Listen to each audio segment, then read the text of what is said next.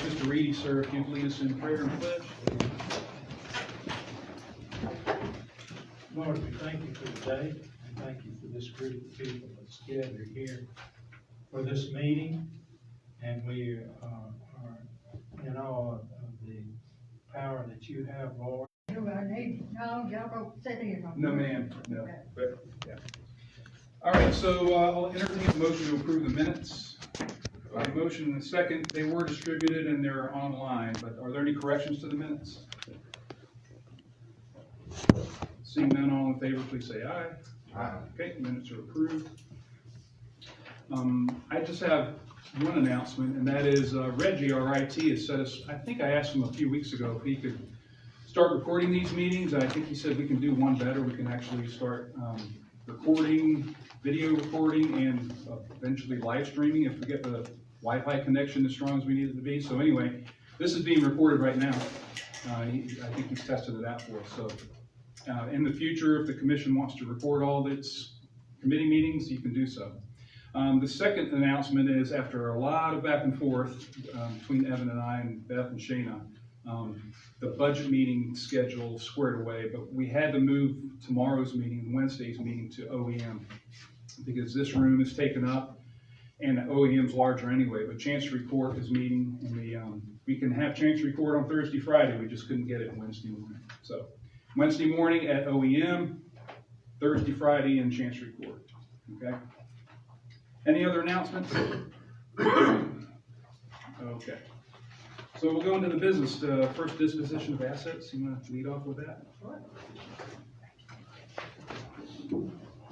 we do have one, I guess we should go ahead and cover first, the, transfers. Okay. So we have a sheriff's vehicle and an animal control vehicle. So we have a 2019 F-250 that the animal control is in possession of, and then we have a sheriff's department 2016 Ford utility police cruiser.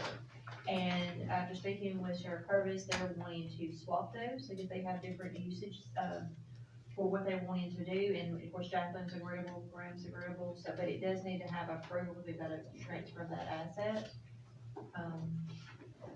So we just need a motion and second on that. Motion by Gene I'll second. and a second by Tracy. And Evan, question? I maybe missed the first part. Are you saying you're swapping two assets between departments? Because one needs one and the other needs the other? It was even questionable to me whether swapping between departments because the ACO falls under the sheriff's department, but because it's primarily working for the shelter, we just thought it would be wise to make the official swap. Any other comments or questions? Okay, all in favor, please say aye. Aye. Or, I'm sorry, were there any public comment on that one issue? Okay, I'll go back to the vote. All in favor, please say aye. Aye. Any opposed? Okay, approved. Thank you. And we'll go next. Okay, so we've got several items for disposition. All the members of the committee have a copy. The first item is the 2015 Ford Explorer for the OEM department. They have requested a reserve amount of $3,500. I'm just gonna run through these, and if we're going to pass, you have questions, just interrupt me.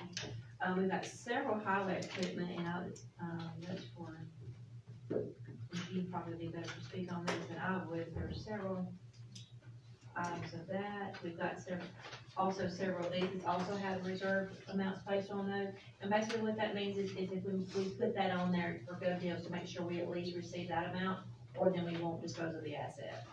We found that is, very helpful to do that. Plus, it kind of gives the department opportunity to maybe rethink their decision of disposing. So we've got this a trailer. We've got the New Holland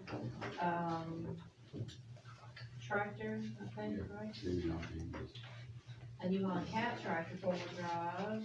We have this must be the one that's transmission problem. We got a reserve of 25,000 on that, but that's the one that's talked about in committee. The highway department that they're having continuous problems with. So this one has been talked about a lot. We did, Terry and several of you asked David, I think, we have pulled the long arm off of that. So, and keeping that for spare to use on our other tractors. So it would just be the naked tractor is not selling with the long arm. Please. There's a New Holland backhoe with engine issues. We've got a Great All. We have another New Holland tractor, that's no longer in use. Other mirror, I don't even know what that This is. is wood chipper. Wood chipper, sorry, was the wrong spot. A 1989 roller. That's all for highway. Anybody have any questions about those? Yeah, go ahead, David. Oh. Did I understand you right, y'all can put a value on Where's our, no, yes, sir. those, so if it don't bring yet, you know, so. Typically, what we've done in the past is if it doesn't meet the reserve, we'll try out again to see if it meets the reserve. If it doesn't, then we'll just get back to the department head and just, figure out a different option. Or consider lowering the reserve, or it's not disposing. I think we've had that happen a long time ago with how we use equipment. And actually, a couple of these pictures, that 89 Ingersoll Rand roller and the Great All machine has already been in here once. They've already been on gov deals at one time, and we put a reserve on them, and they didn't need it, so. So it's already actually come through I this just committee? thought I understood that right, but I wasn't sure. Would you tell us which ones all that was? Because that was good to know that it already been approved, so we probably could scratch those items then. The Ingersoll Rand, 89 Ingersoll Rand, and the Great All, which, where is it? The 572, And it's like the fifth one of the highways. Yeah. 572, you're right there. 572 and 464. Okay, Yes, 572. we'll make a note of those, that those two assets have already been approved, that we're putting those out again. But we're putting it out without a reserve, or just lower the reserve. No, I'm just putting it out without, Does that mean it just goes to the highest bidder? yes. If they say $5, we don't like it, it still goes to the high.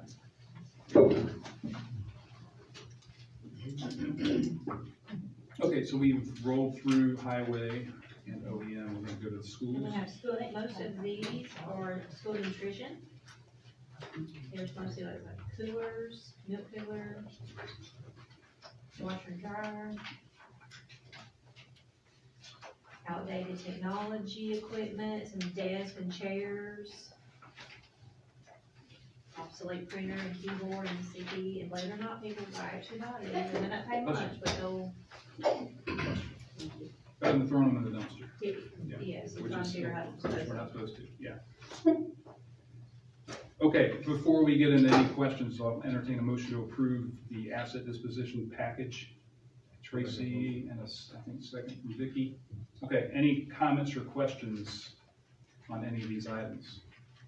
I assume these 8 highway department, this is part of the equipment you were talking about selling to offset the cost of this backhoe. Yes, sir. Any others not in the committee yet, David? Gene, is there any chance these would bring less than scrap metal value if we don't put a reserve on it? I figure a roller's gotta be heavy. Yeah, I mean, it's always a chance, David, I'm not gonna say, I'm not familiar with how well things sell on gov deals. right, well, and I got an update this morning on it, and things is, You don't expect that to happen. no, I don't expect that to happen. I really don't. I don't expect that to happen. Yes, sir. One way to get an idea on that, put it in frame that it didn't reserve last time. If you had it in reserve at 10, did it bring 8? You know what I mean? No, it brought 3,000 Okay, so that's well above. and had 5,000 on it. Yes, well above scrap price. And, the Great All, we had 10,000 on it, and I think it was like 6,000 on it. And neither one of them made it. That would just give you an idea, Right. you know. Any other questions? Public comment? Okay. All in favor of approving these dispositions, please say aye. Any opposed? Okay, motion carries. Is that it for disposition of assets? Okay. So moving to the policy update, and this is hard to say it's even a policy update. Here's what's happened.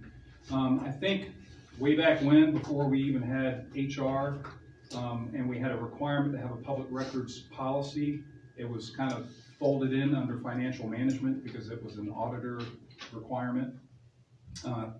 Fast forward to today, we've got HR. We have recently revamped the public records policy because it's more public facing instead of just regurgitating the law. Now it's like telling the public, here's what you have to do to get public records. That was in your package last week.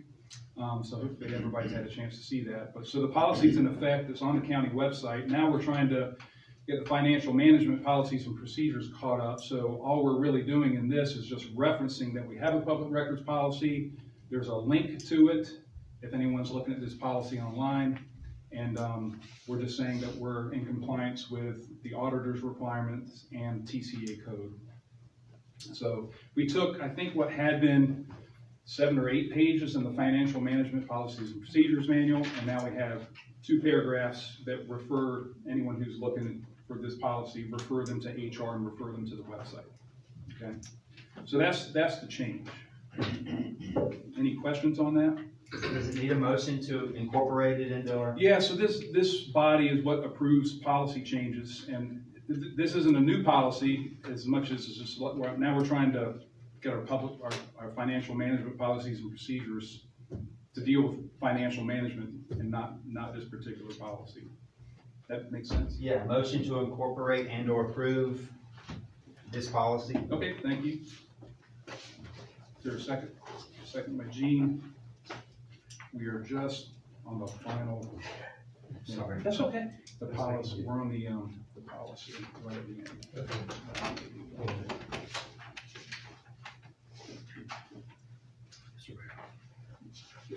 I'm gonna give you, there it is. That's fine, I got it, thank you. So to catch you up real fast, we've updated the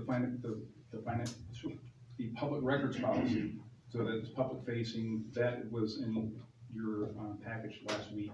Yeah. And it's now on the website. So we're trying to extract it from financial management policies and procedures because it's now under HR. Okay. Okay. So that's the motion, and I did get a second from somebody. Gene. Any other comments or questions? Or public comment? Okay, seeing none, all in favor, please say aye. Aye. Any opposed? Okay, motion carried. Thank you. Is there any old business? Or new business? Yes. Go ahead. So we do have, which this should have been on the agenda item, because we do this annually, the write-offs. So it's time to do our ambulance write-offs, that we'll have to do this in the form of a resolution, of course. And so from June of last year up until May, we have approximately $424,902.74 worth of write-offs, and that's been from a complete fiscal year. Last year we had 421, so we were just looking at about $3,000 more than our annual average from last year. And again, what this is to kind of refresh everybody. So when we have our billing company bills for our ambulance runs, if they're within after 3 months and they're sent over to Fox Collection Company. Fox Collection will work those accounts until they reach the statutes of limitations. And then they'll send us a report that they're removing them from our account balances. Audit requires that the governing body approve those through the resolution process. These accounts, if you guys were to not approve them, they're still not workable because they've reached the statute of limitations of being, they can't be serviced anymore.